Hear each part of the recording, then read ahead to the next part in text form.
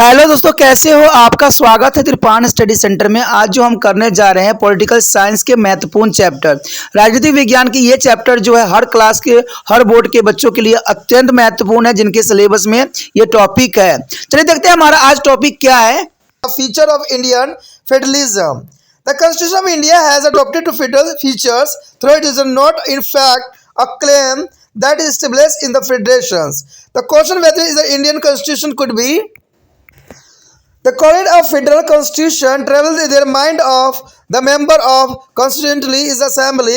This question cannot be answered without going into the meaning of federalism and the essential feature that is evidence in the federal state. Let us examine them and try to find out of the whether India is a federation or not. The first here, written constitution.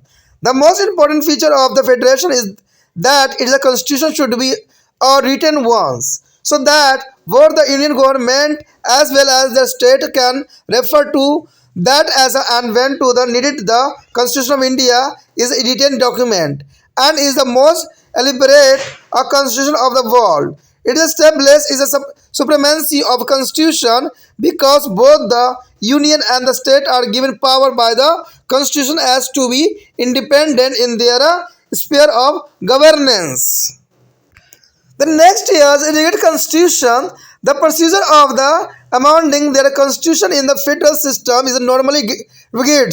India is a constitution provides that some is amendment is required a special majority, such as amendment has to be passed a majority of total member of each house of parliament as well as by the two-thirds of majority of the member present and voting therein.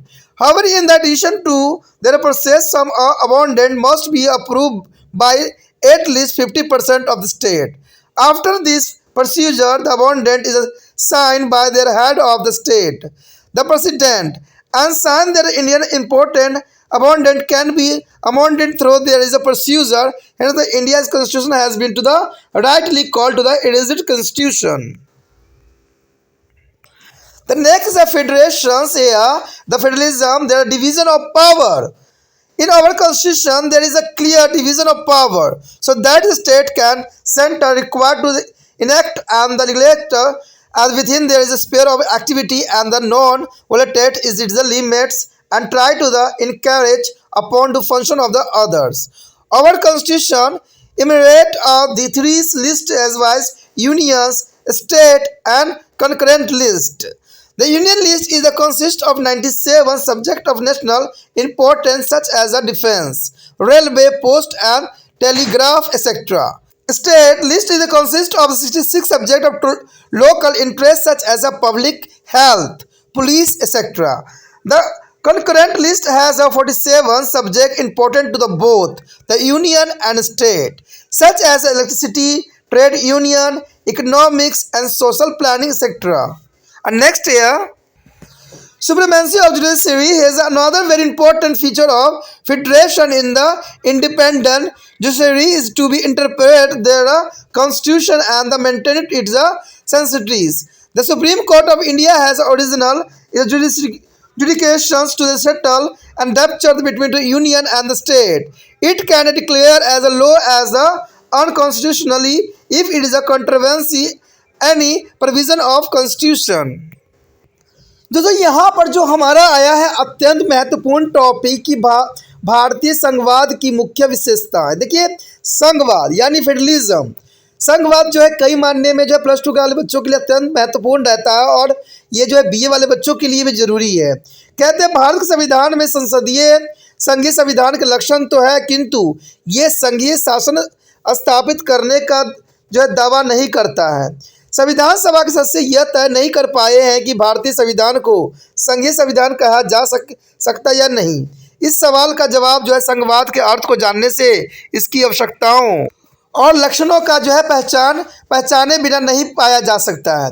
आइए हम इन बातों को जो है परीक्षण करने की कोशिश करें कि ये जो है भारत संघ है अथवा नहीं है।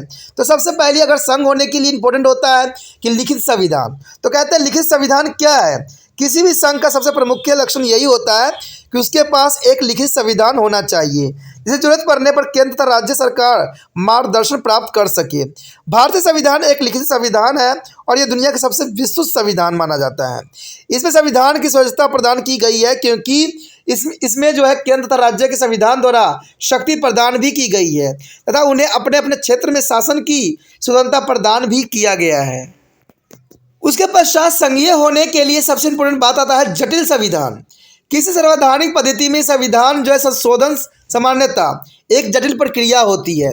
भारतीय संविधान के अनुसार कुछ संशोधन विशेष बहुमत पर निर्भर होता है और इस प्रकार के संशोधन संसद के दोनों सदनों के सदस्यों की संपूर्ण संख्या के अधिकतम सदस्यों की सहमति तथा उपस्थिति सदस्यों के 2/3 मतों के आधार पर होता है।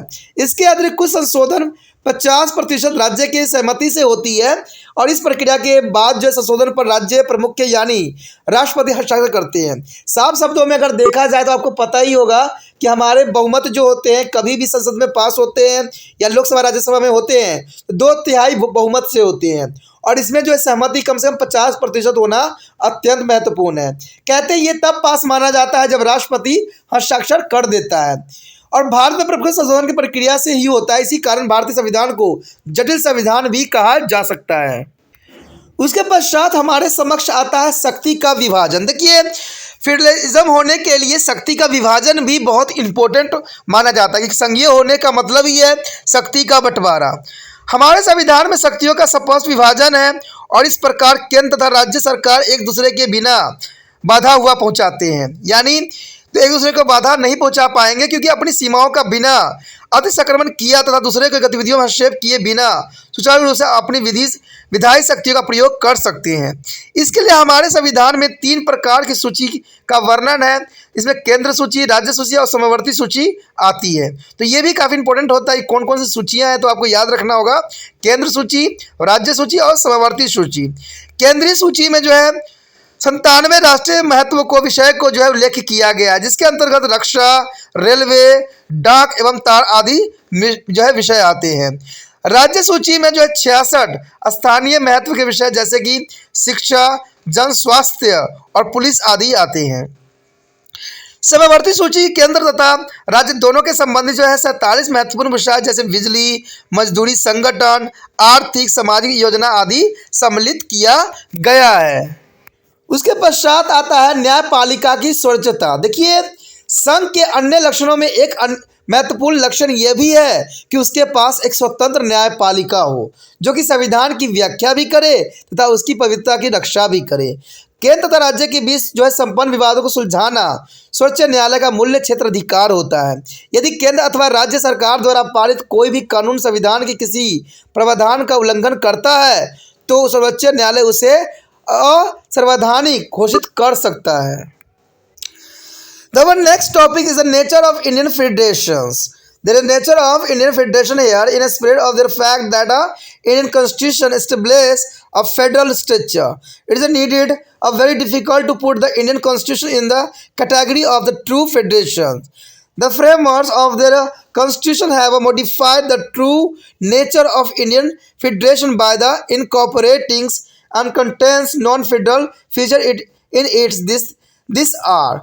The Article 1 of the Constitution describes India as a union of states, which impels there are two things. First, it is not a result of the agreement among the states, and secondly, the states have no freedom to be scattered or separate from union. Besides, their constitution of their union and the state is a single framework from which is the neither can get out and within which there must function. The federation is a union because it is a indispensable and help of maintaining the unity of the countries. The center appointed the governors of the state and may be take over to the administrations of the state on the recommendations of governor or otherwise. In other words, the governor is the agent of the center in the state. The working of Indian federal system clear reveals that is the governor has acted more as center representative than as the head of the state. This enabled the union government to exercise control over the state administrations. The control of union over state after the imposition of the is a national emergency. The equality of the unit in the federation is a base granted by their equal representation in the upper house of the federal legislatures is mean parliament. However, this is not applicable in the case of Indian state. They have a unique unequal representation in the Rajya Sabha. In a true federation such as that of the United States of America, every state, irrespective of their size, term, area, and population, it is a sent two representative in the upper house as a senate. In addition to all the important is appointment such as a chief election commissioner to the controller and the editor of journal are made by the union government. And besides, there is the single citizenship. There is no provision of the separate constitution for the state. The state cannot be proposed to the amendment to the constitution. As such, amendment can only be made by the union parliament. In order to ensure the uniformity of the administrative system and the maintaining minimum common administrative standard without impairing the federal system, all India service such as the IAS and IPS has been to create which are kept under control of the union.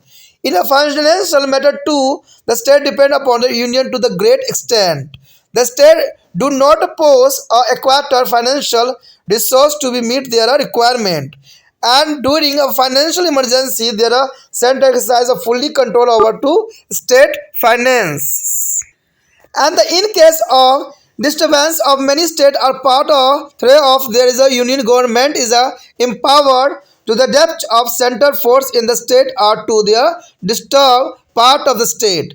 And also parliament has by their law may be increasing or decreasing the area of any state and maybe later it is name and boundaries. The federal principle of envisages of dual system of court, but in India we have a unfettered judiciary with their Supreme Court at the apex. The Constitution of India establishes a strong center by the assigning all the important subject to the center as per union list. The state government has a very limited power. Our finance state are dependent on the center. From the above discussion, it is clear that there is a title of the favor of the center at the cost of state. The states have to be work in the close and cooperation with the center. This has a led to the support to the contentions that is the Indian constitution is a federal in form, but is a unitary is a spirit. Constitutionally, the sport has been called it is a semi-federal or quasi-federal system. यदि बात यहाँ पर हम करें भारतीय संघ के स्वरूप के तो ये बहुत ही इम्पोर्टेंट रहेगा। कहते हैं भारत का संविधान एक संघीय संरचना की स्थापना करता है और इस तथ्य के बावजूद भारतीय संविधान को जो है विशुद्ध रूप से संघीय श्रेणी में रखना कठिन भी है। संविधान के निर्माताओं ने इसके संघीय लक्षणों में परिवर्तन करके इनमें कुछ गैर संघीय विशेषताओं भी जोड़ दी गई है। कहते हैं ये जोड़ी गई विशेषता कुछ इस प्रकार है। अगर देखा जाए तो संविधान के अनुच्छेद 1 में यह कहा गया है कि भारत राज्य का एक समूह है। इसमें दो बातें निहित होती है। पहला तो यह है कि राज्यों के बीच आपसी समझौते का परिणाम नहीं है और दूसरी यह कि राज्यों को केंद्र से अलग हो जाने अथवा स्वतंत्र रूप से बाहर करने की छूट नहीं है। इसके अलावा केंद्र तथा राज्य दोनों के लिए एक ही संविधान है जिसके भीतर ही केंद्र तथा राज्य दोनों के कार्य करना है। संघ एक समूह है क्योंकि इसे समाप्त नहीं किया जा सकता एवं यह देश में एकता कायम रखने में काफ़ी इम्पोर्टेंट अपना योगदान भी देता है। कहते हैं राज्य के राज्यपालों की नियुक्ति केंद्र ही करता है तथा इसकी जो है अनुशंसा पर या उसके बगैर भी राज्य प्रशासन के केंद्र अपने हाथों में ले सकता है। दूसरे शब्दों में राज्य में राज्यपाल केंद्र का प्रतिनिधि होता है और भारतीय संघीय व्यवस्था के कार्यबंध ने अब साफ कर दिया है कि राज्यपाल अधिकतर राज्य के मुखिया के रूप में न होकर केंद्र के एजेंडे के रूप में कार्य करता है। इसका मतलब है कि केंद्र के पास राज्य प्रशासन को नियंत्रित करने की क्षमता होती है। अगर हम संघवाद की सबसे पहली और आवश्यक मांग यही होती है कि संसद के ऊपरी सदनों में राज्यों को सामान्य प्रतिनिधित्व प्राप्त हो। अमेरिकी सीनेट के ऊपरी सदन में प्रत्येक राज्यों को 2 प्रतिनिधित्व के लिए सीटें आरक्षित होती है।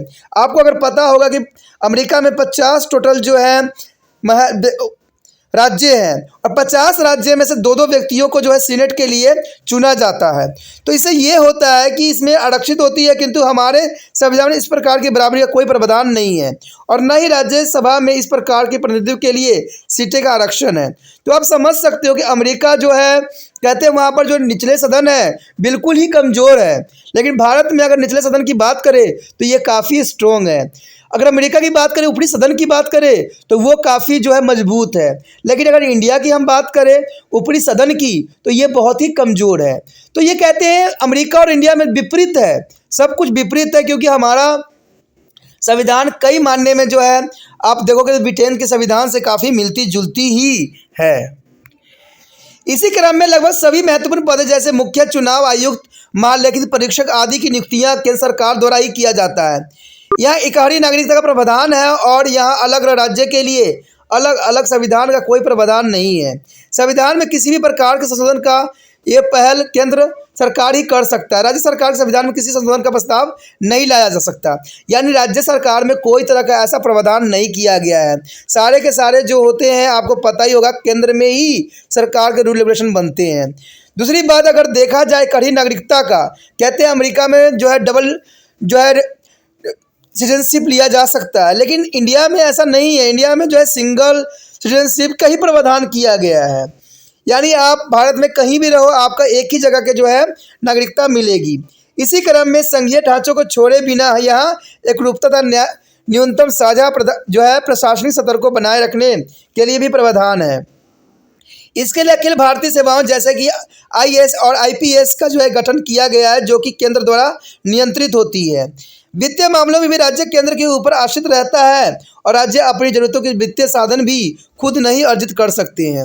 वित्तीय संकट के समय राज्य की वित्तीय स्थिति पर केंद्र का पूरा नियंत्रण हो जाता है।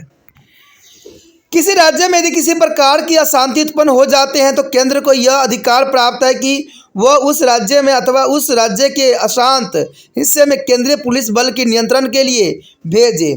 संसद को यह भी अधिकार प्राप्त है कि वह किसी राज्य के क्षेत्र को बढ़ा अथवा घटा सकती है और साथ ही वह किसी भी राज्य के नाम अथवा उसकी सीमा रेखा में बदलाव अथवा परिवर्तन कर सकती है।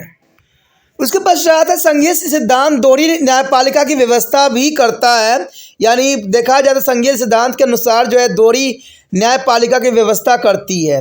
परंतु भारत में एकल न्यायपालिका है जिसके शीर्ष पर सर्वोच्च न्यायालय है, यानी भारत में एकल है तो यहाँ पर जो है संघीय होने के दावा को नकारा जा सकता है। संविधान में केंद्रीय सूची के अंतर्गत सभी महत्वपूर्ण विषयों को शामिल करने के लिए केंद्र के अत्यंत शक्तिशाली बनाया गया है, यानी कोई भी विषय जो होता है केंद्र द्वारा ही पारित होती है। राज्य सरकार की शक्तियाँ बहुत ही सीमित होती है और वित्तीय रूप से राज्य केंद्र पर ही निर्भर रहता है, यानी राज्य के सरकार की शक्तियाँ बहुत ही कम होती है। उपरोक्त चर्चा के बाद अब यह बात स्पष्ट हो गया है कि राज्य की शक्तियों को कम करते हुए शक्तियों के झुकाव केंद्र सरकार के पक्ष में है। राज्यों को केंद्र से निकट सहयोग करके ही चलाना पड़ता है और इस प्रकार इन बातों से इस विवाद को बल मिलता है कि भारतीय संविधान अपने स्वरूपों में तो संघात्मक है किंतु इसकी आत्मा एकात्मक है। यानी देखा जाए तो भारतीय संविधान अपने स्वरूप में संघात्मक है लेकिन आत्मा इसका जो है एकात्मक है। संविधान विशेषज्ञों ने इसे अर्धसंघीय भी कहा है, यानी अर्धसंघीय।